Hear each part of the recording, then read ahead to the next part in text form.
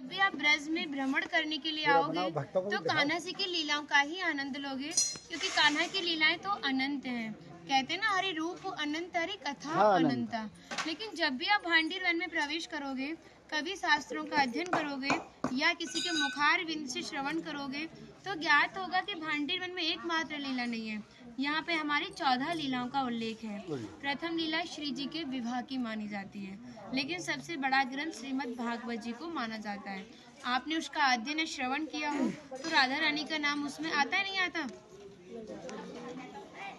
श्रीमद् भागवत में नहीं आता। नहीं आता, बिल्कुल नहीं आता, क्योंकि सुखदेव जी राधा रानी को परम गुरु मानते थे। जब राधा रानी का नाम ही श्रीमद् भागवत जी में नहीं दिया तो विवाह का उल्लेख कैसे हो सकता है?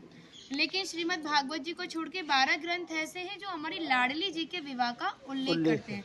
लेकिन जिस भांडीर वट के नीचे आप खड़े हो, इसका श्रीमद् भागवत जी के 10वें स्कंद के 18वें अध्याय में 22वां श्लोक कि बृहंतो बाहि मानस्य 4 यंत्रस्य गोदनम भांडीरकम नाम बटम जम्बू कृष्णम प्रोग्राम, यानी वृक्ष द्वापर युग में बहुत विशाल था, 4 योजनों में फैला हुआ था। इसकी जो सीमा थी वो 15 किलोमीटर में थी, तो इसको पंचकोशीय वृक्ष के नाम से भी जानते थे। कान्हा जी इन्हीं की शाखाओं पर चढ़ के यमुना मैया को आर पार किया करते थे। मान्यता है कान्हा जी की जो 9 लाख गाय थी दोपहर के समय इसी वृक्ष के नीचे बैठ के विश्राम करती थी। तो माता जो भी माखन मिर्ची रोटी इत्यादि प्रसादम में रख देती थी, सभी ग्वाल वाल एकत्रित होकर दोपहर का भोजन करते थे। और भांडीर वन में सबसे बड़ा विशेष फल इसी प्रसादी का बताया गया है, क्योंकि आप कभी किसी विवाह में जाते हैं तो बिना अन्न प्रसादी के नहीं आते। आप तो लाडली जी के विवाह स्थल ही आए हो। यहाँ पर जो दुर्वासा मुनि थे, जो दूब घास होती है उसी का रसपान करते थे। ब्रज की गोपियों ने इसी वट वृक्ष के नीचे उनको 56 प्रकार के व्यंजन खिलाए थे। यहाँ पर राधा कृष्ण में मल्ल युद्ध हुआ था, उसमें ये तय था कि जो भी हारेगा उसको भंडारा करना होगा। तो जब हमारे कान्हा जी हार गए थे तो ग्वाल वालों के साथ मिलके यहाँ पे भंडारा किया, उसी के नाम पर इसका नाम भांडीर वन पड़ा। यहाँ पर ब्राह्मण पत्नियों ने भी कान्हा जी को भोजन प्रसादी खिलाई है, और ठाकुर जी ने ब्रजवासियों से ये टुकड़े मांग के पाए थे, तभी नाम दिया था इसका मधुकरी।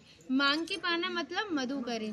तभी शास्त्रों में ब्रजवासियों को अपना हृदय बताया और कहा कि जब तक ब्रजवासी की कृपा नहीं होगी, ठाकुर जी की कृपा बहुत दूर की बात है। यानी सर्वप्रथम ब्रजवासी की कृपा होना बहुत जरूरी है, जब ही हमारे ठाकुर जी हमारे ऊपर कृपा करते हैं। हमारी राधा रानी ने स्कंद पुराण में इस स्थान के बारे में ये कहा था कि जो भी गुप्त वृंदावन आएगा वो मोक्ष को प्राप्त होगा। यानी भांडीर वन को ही उन्होंने गुप्त वृंदावन कह के संबोधित किया। तो कान्हा बोले, तुम इतनी बड़ी बात को कह रही हो, लोग पाप करेंगे और सीधे दौड़े भांडीर वन चले जाएंगे, क्योंकि आपने तो मोक्ष धाम ही भांडीर वन को कह दिया। तब हमारी लाडली जी ने कहा, नहीं कान्हा, मैं जिस पर विशेष कृपा करूंगी, जिसके प्रति मेरी भक्ति भाव दोनों सच्चे हैं और भक्त मेरी शादी में उपस्थित है। यानी आज से 5,500 वर्ष पूर्व आप इस स्थान पर थे। मनुष्य तो कोई था नहीं, तो अपने आप को कीड़े मकोड़े, घास फूस, पतझड़ इत्यादि अपने आप को मान सकते हो। जो भक्त उनकी शादी में उपस्थित था वो भक्त कई बार वृंदावन आएगा, जब जाके गुप्त वृंदावन आएगा, और डायरेक्टली नहीं, किसी न किसी के माध्यम से।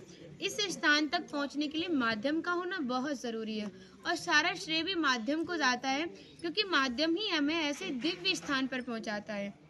और जो भी भक्त भांडीर वन में प्रवेश करेगा, प्रवेश करने से जो कान्हा ने 14 लीलाएं भांडीर वन के अंदर की हैं, उनके दर्शन मात्र का फल प्राप्त होगा। और जो भी यहाँ की एक किनका प्रसादी पाएगा और एक रात्रि निवास करेगा, वो इस ब्रज गौलोक धाम से वैकुंठ गौलोक धाम को जाएगा, क्योंकि जो हमारे ठाकुर जी ने गौलोक धाम को इस 84 कोस में ही बांटा है। आप यहाँ पे जो भी दर्शन करोगे वो प्रकृति की देन के हिसाब से और मानव निर्मित दर्शन है, लेकिन आप गौलोक धाम में जो भी दर्शन करोगे वो ठाकुर जी के हिसाब से हैं। जैसे गर्ग संहिता के 6वें अध्याय का नाम है गौलोक खंड, आप उसका अध्ययन करोगे तो भांडीर वट का एक दिव्य वर्णन का अध्ययन करोगे। कहते हैं गौलोक धाम में ब्रजा नदी के किनारे भांडीर वट है, यानी यमुना मैया का नाम ही गौलोक धाम में ब्रजा है। तो यहाँ पर भी आप एक भांडीर वट के दर्शन कर रहे हो। कहते हैं लोकनाथ प्रभु जी ने कहा है कि अगर भक्त इस भांडीर वट का दर्शन कर ले, दर्शन मात्र से, स्पर्श की तो बात बहुत दूर की बात है, दर्शन मात्र से ही उसे दोबारा गर्भ में जाना नहीं पड़ता। यानी भक्त 84 लाख योनियों से मुक्त होकर मोक्ष को प्राप्त करता है।